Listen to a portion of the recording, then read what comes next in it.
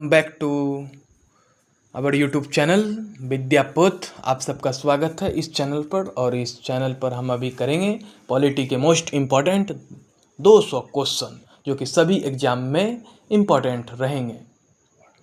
और यह पार्ट 1 होगा और हमारे यूट्यूब चैनल की यह पहली वीडियो है। अगर इस वीडियो पे अच्छा आप लोग का सपोर्ट प्यार मिलेगा तो और वीडियो आगे आएगी। चलिए वीडियो शुरू करते हैं। इस चैनल पर बने रहिएगा और इस वीडियो को ध्यान से देखिएगा, स्किप मत कीजिएगा। आप लोग के लिए बहुत बहुत महत्वपूर्ण क्वेश्चन तैयार किए हैं और अच्छे नोट्स प्रोवाइड किए हैं और बहुत ही मेहनत लगी है, तो आप लोग प्लीज़ इसको अच्छा से देखिएगा। तो फर्स्ट क्वेश्चन की ओर हम लोग आगे बढ़ते हैं। तो फर्स्ट क्वेश्चन है हमारा, प्लासी का युद्ध कब हुआ था? तो गाइस, प्लासी का युद्ध जो है वह 1757 ईस्वी को लड़ा गया था। और इसको हम लोग और डीपली में पढ़ेंगे जब हिस्ट्री पढ़ेंगे। तो अभी पॉलिटी पढ़ रहे हैं तो इस कारण से ऊपर ऊपर से थोड़ा पढ़ लेते हैं। और दूसरा क्वेश्चन है हम लोग का, बक्सर का युद्ध कब लड़ा गया था? तो बक्सर का युद्ध 1764 ईस्वी में लड़ा गया था। और किस एक्ट के तहत पहली बार कंपनी के प्रशासनिक और राजनीतिक कार्यों में मान्यता मिली थी? तो वह हो जाएगा रेगुलेटिंग एक्ट 1773। रेगुलेटिंग एक्ट 1773 के द्वारा के तहत पहली बार कंपनी के प्रशासनिक और राजनीतिक कार्यों में मान्यता मिली थी। किस एक्ट के तहत केंद्रीय प्रशासन की नींव रखी गई? तो वह भी हो जाएगा रेगुलेटिंग एक्ट 1773। किस अधिनियम के तहत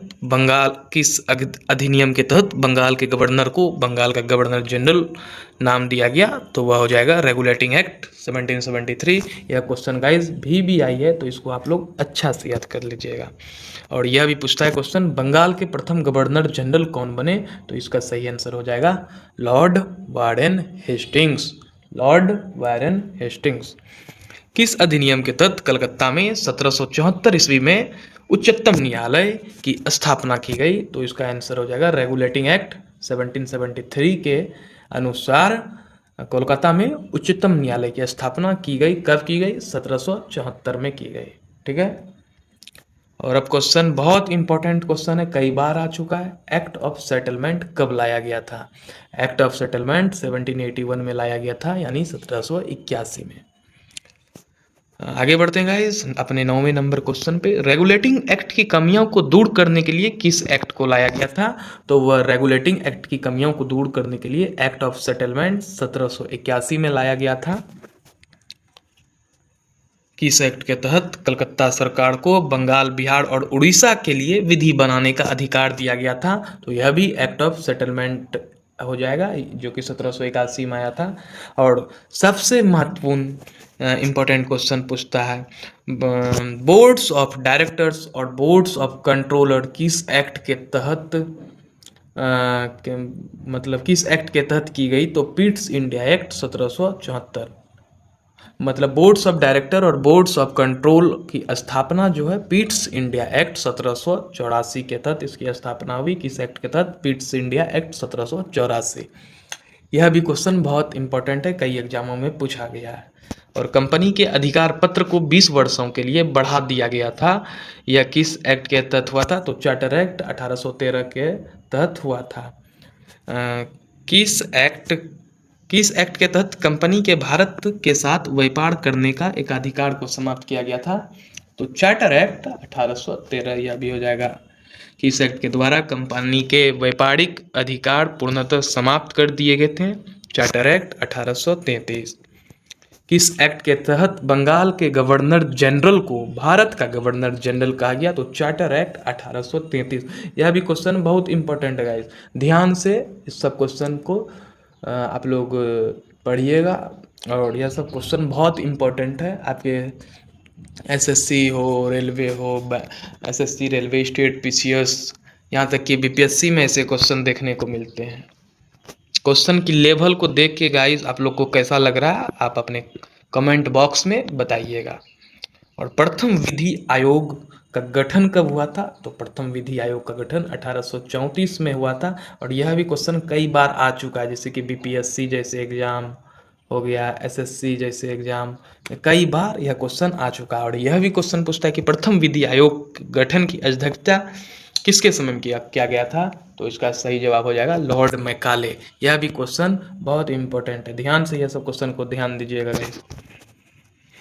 किस अधिनियम द्वारा गवर्नर जनरल की परिषद के विधायी एवं प्रशासनिक कार्यों को अलग किया गया था? तो चार्टर एक्ट 1853।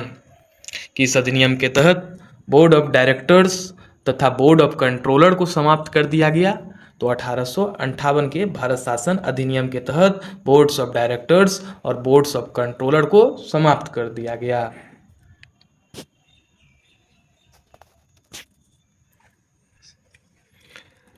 भारत के गवर्नर जनरल का नाम बदलकर वाइसराय किस अधिनियम के तहत किया गया? तो भारत शासन अधिनियम 1858। यह भी क्वेश्चन बहुत इंपॉर्टेंट है। और भारत के अंतिम गवर्नर जनरल कौन थे? तो इसका सही जवाब हो जाएगा लॉर्ड कैनिंग। भारत के अंतिम गवर्नर जनरल लॉर्ड कैनिंग थे। बहुत इंपॉर्टेंट क्वेश्चन है गाइस। और यह पूछेगा भारत के प्रथम वायसराय कौन थे? तो वह भी लॉर्ड कैनिंग थे। अंतिम गवर्नर जनरल भारत के लॉर्ड कैनिंग, भारत के प्रथम वायसराय भी लॉर्ड कैनिंग। और विभागीय प्रणाली का प्रारंभ किस अधिनियम के तहत हुआ? भारत परिषद अधिनियम 1861 के तहत विभागीय प्रणाली का प्रारंभ हुआ। गवर्नर जनरल को पहली बार अध्यादेश जारी करने का अधिकार किस अधिनियम के तहत किया गया? तो भारत परिषद अधिनियम 1861। 1862 में लॉर्ड कैनिंग ने 3 भारतीयों को विधान परिषद में मनोनीत किया था, वो कौन कौन थे? तो आपको बता देगा यह क्वेश्चन कई बार एग्जाम में आ चुका है, जैसे बिहार पुलिस हो गया, बिहार एसएससी, कई बार बिहार राज्य स्तरीय लेवल पर यह क्वेश्चन देखने को मिला है। 1862 में लॉर्ड कैनिंग ने किन 3 भारतीयों को विधान परिषद में मनोनीत किया था? तो बता दें, एक बनारस के राजा थे, पटियाला के महाराजा तथा सर दिनकर राव थे। यह क्वेश्चन कई बार एग्जामों में आ चुका है। और आप लोग गाइस कमेंट कीजिएगा वीडियो देखने के बाद आपको क्वेश्चन की लेवल कैसा है, क्या क्वेश्चन और टफ लाना चाहिए, क्या क्वेश्चन में क्या बदलाव करना चाहिए। यह हमारा फर्स्ट वीडियो है यूट्यूब पर, तो आगे वीडियो में हम लोग माइक भी यूज करेंगे। आज हम लोग माइक यूज नहीं कर पा रहे हैं, तो हमारा कल माइक आ जाएगा, तो हम लोग कल से माइक भी यूज करेंगे। आप लोग अपना प्यार आशीर्वाद देते रहिएगा चैनल को। ठीक है, हम लोग आगे बढ़ते हैं। ईस्ट इंडिया कंपनी को किस अधिनियम के तहत भंग किया गया था? यह भी क्वेश्चन बहुत इंपॉर्टेंट है। ईस्ट इंडिया कंपनी को भारत शासन अधिनियम 1873 के तहत भंग किया गया था। ईस्ट इंडिया कंपनी को किस अधिनियम के तहत भंग किया गया था? 1873। ईस्ट इंडिया कंपनी को भंग कब किया गया था? तो 1 जनवरी 1884। तो चित्र में यही उत्तर दिया गया है गाइस।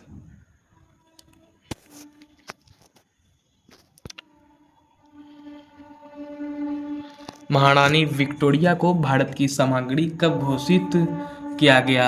महारानी विक्टोरिया को 28 अप्रैल 1876 को भारत की सामग्री घोषित किया गया था। यदि क्वेश्चन उतना नहीं इम्पोर्टेंट। अप्रत्यक्ष चुनाव प्रणाली की शुरुआत किस अधिनियम के तहत हुई? तो अप्रत्यक्ष चुनाव प्रणाली की शुरुआत भारत परिषद अधिनियम 1892 के तहत हुई। किस अधिनियम के तहत राज्य एवं बजट पर बहस करने का अधिकार दिया गया? तो भारत परिषद अधिनियम 1892। किस अधिनियम के तहत राज्य एवं बजट पर बहस करने का अधिकार दिया गया? तो भारत परिषद अधिनियम 1892। गाइस, जो क्वेश्चन इंपॉर्टेंट रहते हैं उसको हम 1 से 2 बार बोल देते हैं, तो आप लोग उस क्वेश्चन को या तो नोट कर लीजिए या तो उसको माइंड में अच्छा से बैठा लीजिए। यह क्वेश्चन कई बार एग्जाम में आ चुका है और वही क्वेश्चन को यहाँ पे शामिल किया गया जो एग्जाम में आने योग्य है और एग्जाम के लिए बहुत बहुत इम्पोर्टेंट है। और सभी लोग यूट्यूब पे कराए हैं, लेकिन हमको जो गाइस अच्छा लगा, पीडीएफ हार्ड लगा, अपने से बनाने में मेहनत लगी है विद्यापीठ को, तो आप लोग सब्सक्राइब कीजिएगा। मार्ले मिंटो सुधार किस अधिनियम को कहा जाता है? भारत परिषद अधिनियम 1909। यह मार्ले मिंटो भी का बहुत नेसेसरी है एग्जाम में आने के लिए, तो आप लोग ध्यान से पढ़ के जाइएगा। अगर स्टेट पीसीएस में कोई भी एग्जाम स्टेट लेवल पर जाते हैं देने, तो यह सब क्वेश्चन को करके जाइएगा गाइस। और आते हैं 32 नंबर क्वेश्चन पर। पहली बार मुस्लिम समुदाय के लिए पृथक प्रतिनिधित्व का प्रावधान भारत परिषद अधिनियम 1909 के तहत किया गया था, और 1909 को भी मार्ले मिंटो कहा जाता है। याद रखिएगा, मुस्लिम समुदाय के लिए पृथक प्रतिनिधित्व का प्रावधान किस अधिनियम के तहत लाया गया? तो भारत परिषद अधिनियम 1909 के तहत लाया गया। केंद्रीय प्रांतीय विधान परिषद की पहली बार बजट पर बहस करने का अधिकार किस अधिनियम के तहत लाया गया? भारत परिषद अधिनियम 1909। और सबसे इम्पोर्टेंट क्वेश्चन, मत देने का अधिकार किस अधिनियम के तहत दिया गया? मत देने का अधिकार भारत परिषद अधिनियम 1909 के तहत दिया गया। मत देने का अधिकार किस अधिनियम के तहत दिया गया? भारत परिषद अधिनियम 1909। सांप्रदायिक निर्वाचन का जनक किसे माना जाता है? तो निर्वाचन जो होता है, इलेक्शन का जनक लॉर्ड मिंटो को माना जाता है। ठीक है। प्रथम भारतीय कौन थे जिन्हें वायसराय की कार्यपालिका परिषद का सदस्य बनाया गया था? तो सत्येंद्र प्रसाद सिन्हा थे। भारत में ब्रिटेन के सभी संवैधानिक प्रयोग में सबसे कम समय तक चलने वाला अधिनियम कौन था? भारत शासन अधिनियम 1909। हाँ, ये क्वेश्चन इंपॉर्टेंट है गाइस, मॉन्टेग्यू चेम्सफोर्ड सुधार। यह इंपॉर्टेंट क्वेश्चन, आप लोग इस क्वेश्चन को पढ़ लीजिएगा। मॉन्टेग्यू चेम्सफोर्ड सुधार अधिनियम किसको कहा जाता है? तो भारत शासन अधिनियम 1919 को भी कहा जाता है। और ये क्वेश्चन काफ़ी ज़्यादा इंपॉर्टेंट है एग्जाम पॉइंट ऑफ व्यू से। केंद्र में द्विसदनात्मक विधायिका की स्थापना किस अधिनियम के तहत की गई? तो भारत शासन अधिनियम 1919 के तहत केंद्र में द्विसदनात्मक विधायिका की स्थापना भारत शासन अधिनियम 1919 के तहत की गई। प्रांत में द्वैत शासन प्रणाली का प्रवर्तन किस अधिनियम के तहत हुआ? तो भारत शासन अधिनियम 1919। ये क्वेश्चन भी इंपॉर्टेंट है, याद रखते जाइएगा। क्वेश्चन यह पूछ लेगा गाइस, प्रांत में द्वैत शासन के जनक किसे कहा जाता है? तो लियोनिस कर्टिस को कहा जाता है। किसको कहा जाता है? ये क्वेश्चन कई बार एग्जाम में आ गया है, तो आप लोग इसको याद कर लीजिएगा। एक लोक सेवा आयोग का गठन किस अधिनियम के तहत होता है? तो भारत शासन अधिनियम 1919 के तहत होता है। पहली बार केंद्रीय बजट को राज्य के बजट से अलग कब किया गया? भारत शासन अधिनियम 1919 के तहत केंद्रीय बजट को राज्य के बजट से अलग कर दिया गया। वैधानिक आयोग का गठन किस अधिनियम के तहत हुआ? तो भारत शासन अधिनियम 1919 के तहत वैधानिक आयोग का गठन किया गया।